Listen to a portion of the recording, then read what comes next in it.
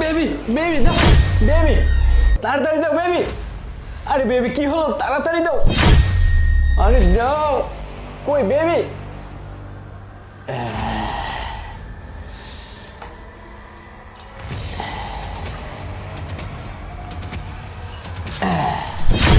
Baby এই না। কাজ হয়ে গেছে, কাজ হয়ে গেছে। এই তো বেবি, কাজ হয়ে গেছে।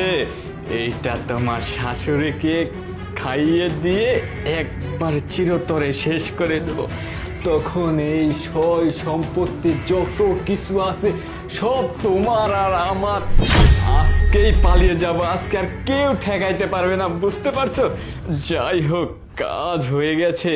এটা যদি একবার খাই না তাহলে শেষ হয়ে যাবে।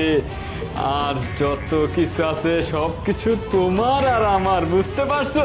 যাই হোক বেবি, এখন এইটা ওকে খাইয়ে দি, বুঝতে পারছো? না, এটা এখন থাক, এইটা এখন থাক। এখন তুমি আর আমি একটু ভেতরে যাই, তারপরে খাইয়ে দি। কি বলো তুমি?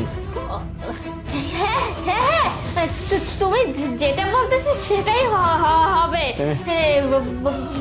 বলছিলাম কি, ওখানে যাওয়ার কি দরকার আছে? যা বলার এখানে বলো না।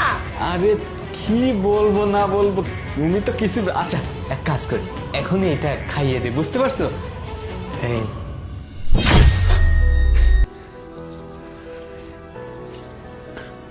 আরে হ্যাঁ কর। না না না, নেই, অল্প একটু নেই। হ্যাঁ কর, হ্যাঁ কর বলতেছি। কল তোর মুখ কল। বুঝতে পারবি না? আরে না, আরে না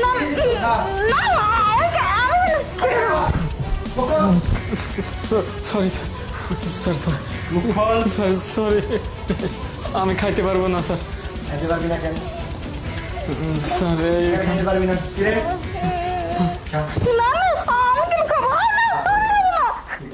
না না স্যার, এখানে বেশ মিশে আছে।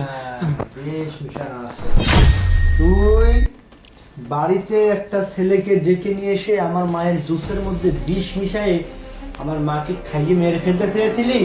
না, আমার কোনো প্ল্যান নাই, সব প্ল্যান এই বেয়াদব মহিলা, তোর যদি কোনো প্ল্যান না থাকে একটা পরপুরুষ আমার বাসা কিভাবে ঢোকে, কিভাবে আসতে পারে আমার বাসায়? তুই চিনিস না এই ছেলেকে? এই বেয়াদব, তুই যদি চিনেই না থাকিস তুই ওকে বিষটা কেন ওর হাতে দিচ্ছিলি এখানে মেশানোর জন্য? না না, ওই তুই সাথে